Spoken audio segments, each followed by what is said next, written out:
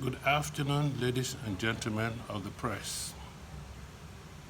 In our last press statement, we highlighted Nigeria's insecurity, particularly focusing on the two globally acknowledged Nigerian terrorist organizations that are rampaging the nation, namely Boko Haram, also known as ISIS of West Africa, and the killer nomadic herdsmen militia.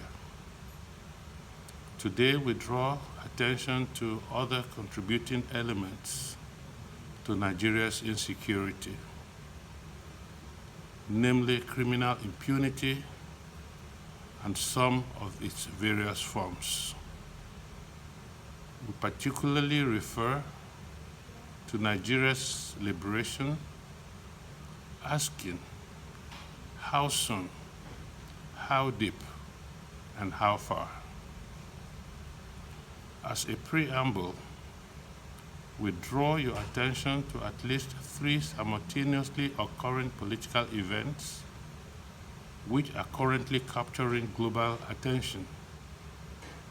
Nigeria will do well to pay very good attention because these events could signal models of recourse to which Nigerians may resort should things continue the way they are. These are: 1, mass displacement and cross-border migration of Nigerians across the West African sub-region through North Africa and into Europe. Secondly, violent civil uprising that may occur. And lastly, youth-forced government ouster.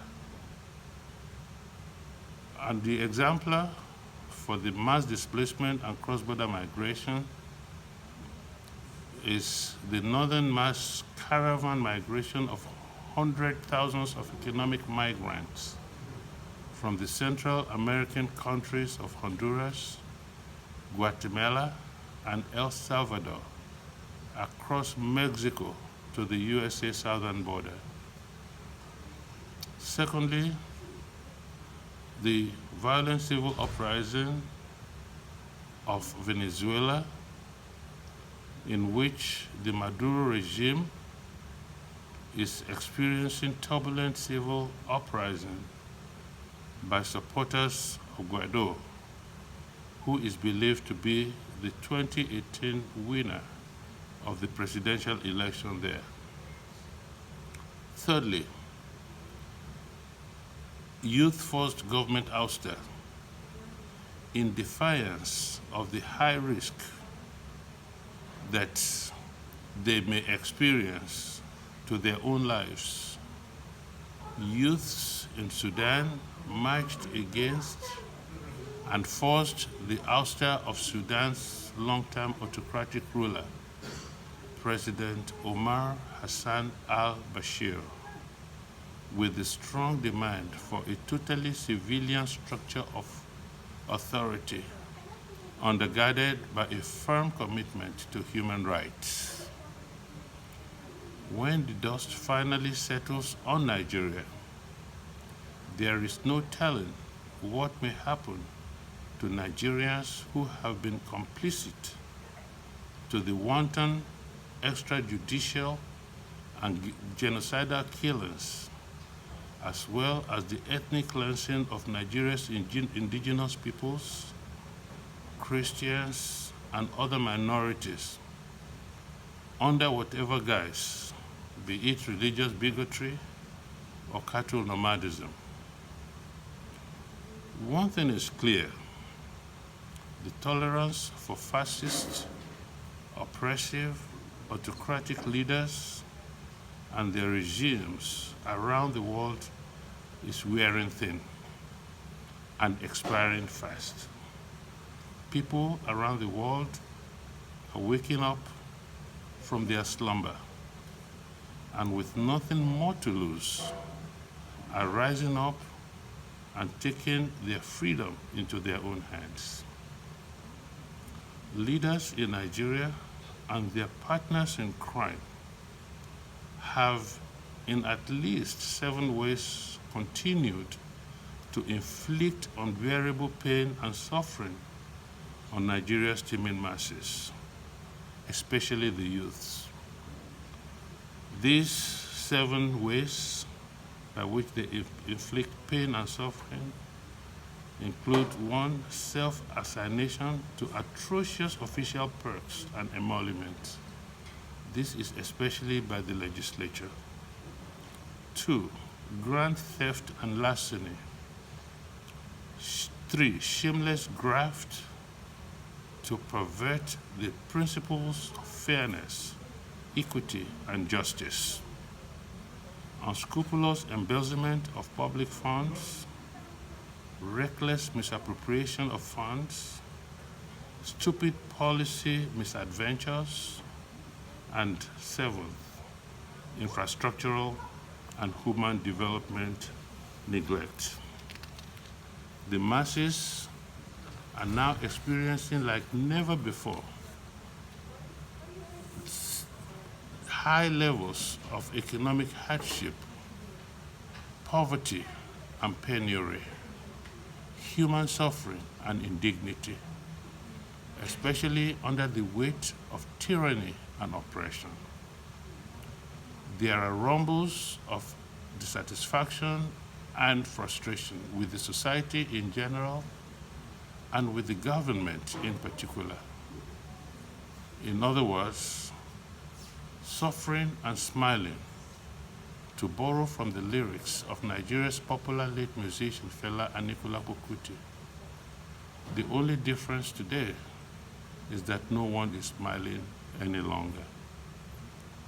The dire economic hardship in Nigeria is being propped up by the bank remittances of Nigerian relatives abroad to the tune of about 22 billion US dollars, less at least 1,000 US dollars that individuals carry in cash as they are homeward bound.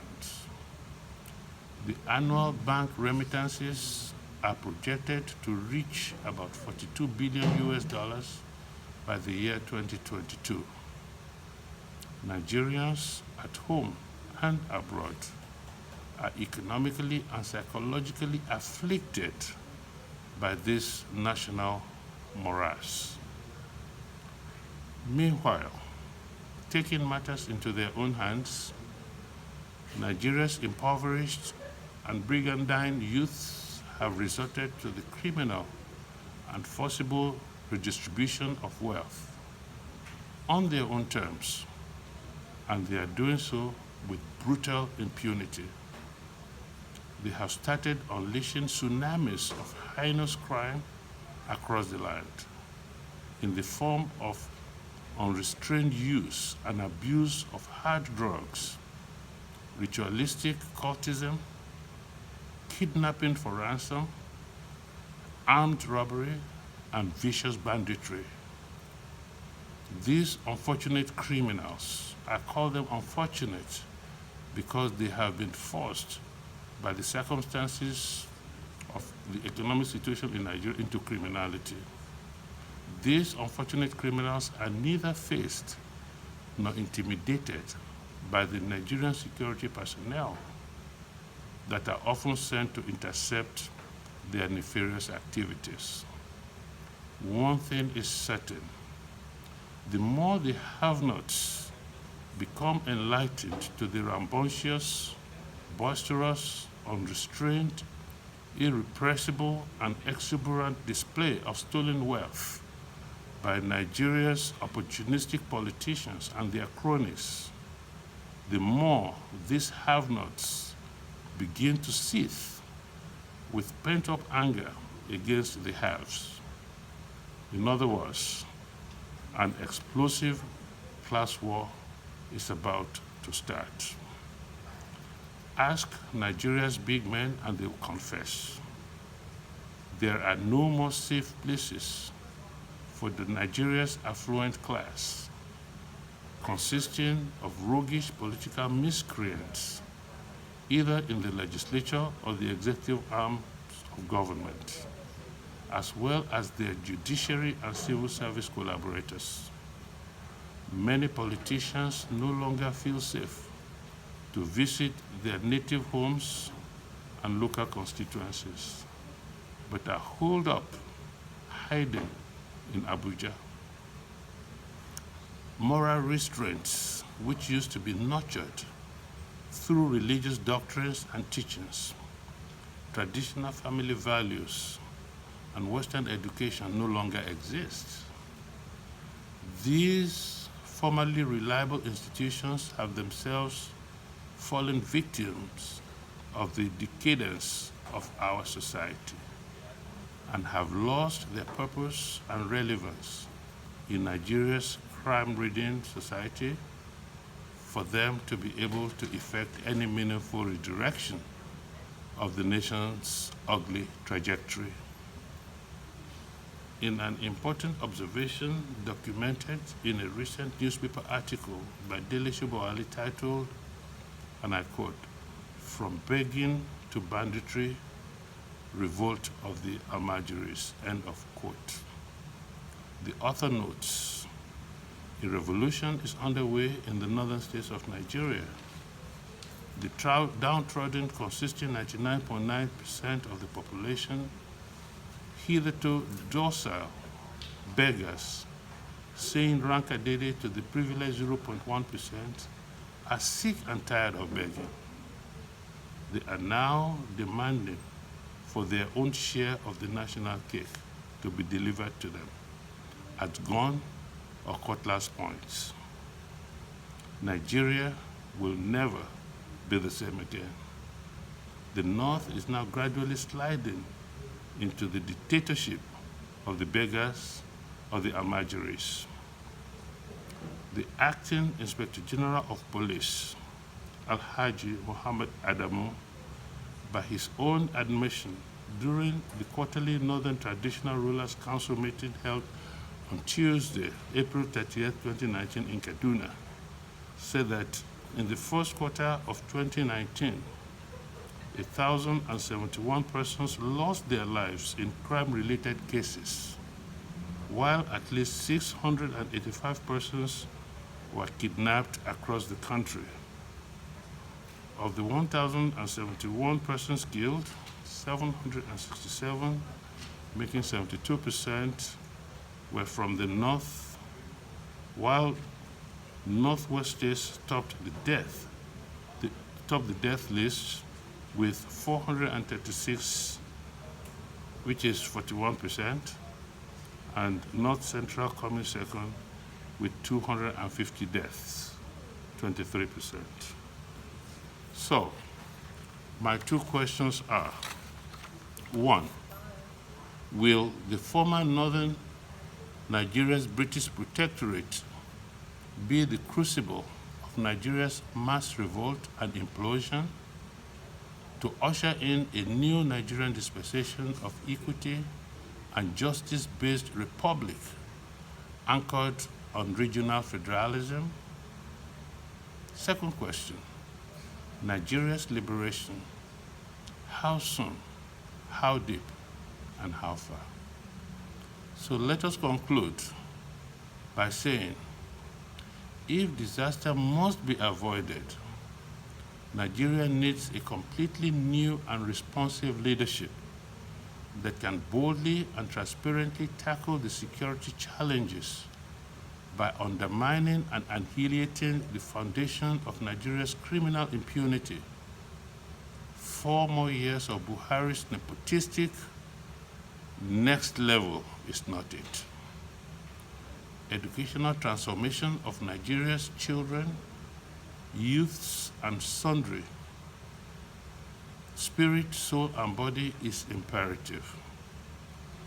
Cultural values of personal integrity, hard work, perseverance, persistence, respect for the rule of law, the upholding of human rights and dignity must return to Nigeria's mainstream. Fairness, equity, and justice must reign supreme in the land.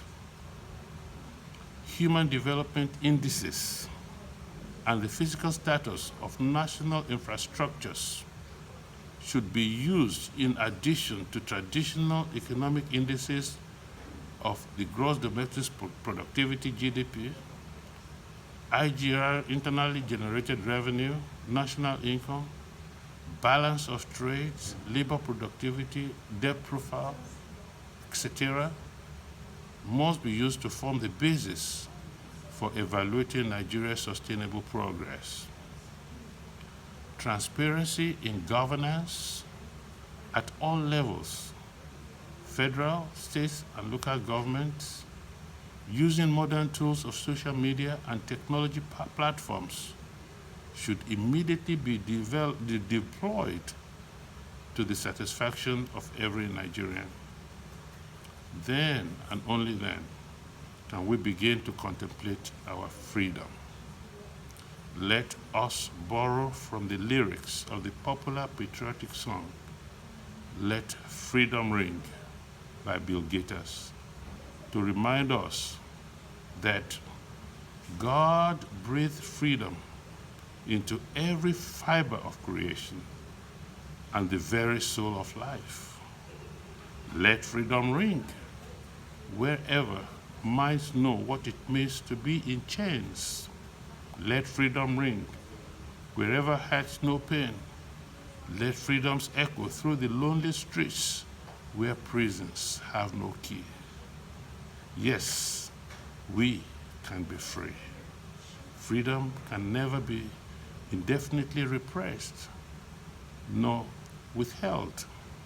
One day, and very soon, and somehow, Nigeria will awaken to a new dawn of freedom. Thank you.